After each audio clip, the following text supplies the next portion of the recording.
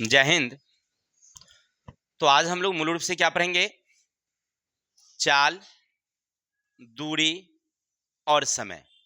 ये पूरी चैप्टर यानी क्लास 10th में अध्याय 3C जिनके साधित प्रश्न हैं और प्रश्नावली है, ये पूरे समीकरण में चाल, दूरी और समय संबंधित कई बार एग्जाम में क्वेश्चन आते हैं। और जितने भी चाल, दूरी, समय का जो सूत्र है और हिसाब, सब इसी में हम लोग क्लियर कर ले चलेंगे, ठीक है ना, एक एक करके। और इस टाइप के और सारे हैं, चाल, दूरी, समय के साथ साथ इसी टाइप के और सारे क्वेश्चन हैं। तो थोड़ा सा ध्यान से सुनिएगा, क्योंकि जो आप आज यहां पढ़ेंगे, मैट्रिक के बाद चाहे आप कोई भी प्रतियोगिता परीक्षा दीजिए, रेलवे हो, एसएससी हो या बीपीएससी हो, सब में आपको ये क्वेश्चन देखने को मिलेंगे। यही वाली क्वेश्चन सेम वहां रहता है, ठीक है। तो थोड़ा सा ध्यान से सुनिएगा, सीखिएगा, सब समझ में आ जाएगा। तो चलते हैं ज्यादा देरी ना करके। क्वेश्चन नंबर 1 क्या कहता है? साधित क्वेश्चन, पेज संख्या 111। देखिए क्वेश्चन नंबर 1 पहले क्या कह रहा है, पहले उसको हम ध्यान से पढ़ते हैं, फिर हल करने का प्रयास करते हैं। कह रहा है आपसे कि दो लगातार धन पूर्णांक संख्याओं का गुणनफल 306 है। यानी प्रश्न कह रहा है कि दो लगातार धन पूर्णांक है और दोनों का जब गुना करते हैं तो फाइनल मुझे मिलता है 306। फिर इसे क्या कह रहा है? यदि छोटी संख्या x हो तो इस कथन को समीकरण लिखिए। हल नहीं निकालना है, समीकरण निकालना है।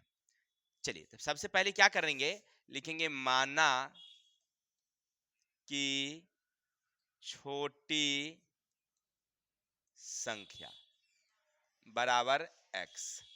छोटी संख्या कितनी हो गई हमारी? x हो गई। तो बड़ी संख्या क्या होगी? बड़ी संख्या y नहीं करेंगे।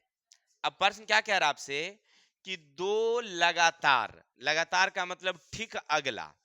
जैसे देखिए 4 है तो ठीक अगला क्या होगा भाई? 5 होगा। अगला क्या होगा? 6 होगा। फिर अगला क्या होगा? 7 होगा। अगर ये लगातार कहे तो, अगर सम या विषम कह दिया तब क्या करना है? तो 4 + 2, 6 + 2, है ना, ऐसे। अगर विषम कह दिया तो 3 + 2, 5 + 2, नहीं, अगला विषम अपने आप निकल जाएगा 7, अगला अपने निकल जाएगा, नहीं 9। तो सम या विषम कहेगा तो कितना जोड़ेंगे हम लोग? 2। और सीधे कह दिया लगातार तो कितना जोड़ेंगे हम लोग? 1। चलिए, यानी x +1। किसी को डाउट?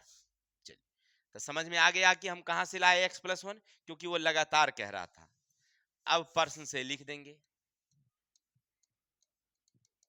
क्या कह रहा, पढ़ लो आगे। तो आगे कह रहा आपसे कि उसका गुणनफल किसका आता है?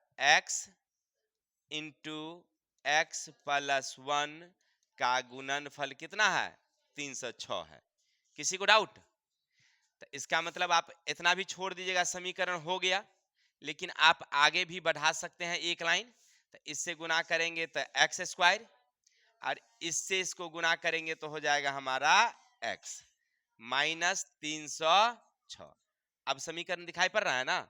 ये कौन समीकरण हुआ? रैखिक समीकरण ना, द्विघात हुआ। कैसे? क्योंकि घात 2 हैं तो द्विघात होंगे, रैखिक नहीं होंगे। रैखिक कब होगी?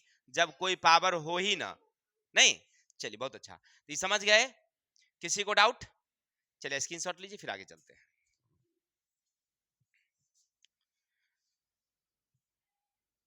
चलते हैं क्वेश्चन नंबर 2, देखते हैं क्या कहता है। समझिएगा क्वेश्चन को। एक साइकिल सवार 63 किलोमीटर चलकर पाता है कि लगा समय संख्या में औसत वेग से 2 कम है। इस कथन को टी में द्विघात समीकरण में व्यक्त कीजिए, जहां टी बराबर है लगा समय। क्वेश्चन क्या कहा आपसे कि एक साइकिल सवार है। पहले साइकिल सवार कुछ दूरी तय करता है, तो तय करने के बाद उसकी औसत वेग उसे समझ में आता है कि जो पहली वाली थी उससे हमें 2 मिनट कम समय लगता है ना, औसत समय से 2 कम लगता है, यही ना जी, 2 कम है, तो उसकी क्या कहता है, द्विघात समीकरण निकालिए, जहां समय को किस में लिखना है हमको, टी में। चलिए तो आप लिखेंगे हल, माना कि लगा समय बराबर कितना, टी। क्लियर।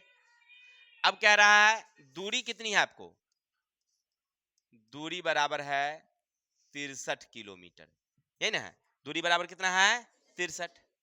तो अब इसमें दूरी ये है और ये समय है, तो अगर हमें चाल निकालनी हो तो क्या करते हैं, दूरी बट्टा समय, यानी 63 बट्टे टी, है ना। अब वो क्या कहता है कि जब वो चलता है ना तो कहता है लगा समय, लगा समय बराबर है संख्या के औसत से 2 कम। यही लिखा हुआ है वहां पर क्वेश्चन में, हम तो अपने मन से लिखे नहीं।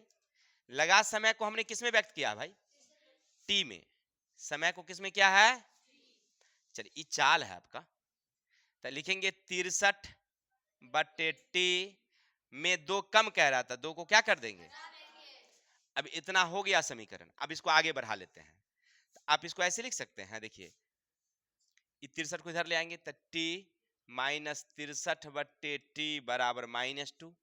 किसी को डाउट, अगर बट्टा में 1 लगा देंगे यहाँ पर तो लघुत्तम हो जाएगा हमारा टी, तो इससे इसको गुना करेंगे टी स्क्वायर, इससे इसको गुना करेंगे 63 बराबर कितना, किसी को दिक्कत, एक लाइन और बढ़ जाएंगे, बट्टा में दे देंगे 1, इससे इसका गुना इससे इसका गुना, तो 1 से गुना करोगे -63 -2t, कोई दिक्कत।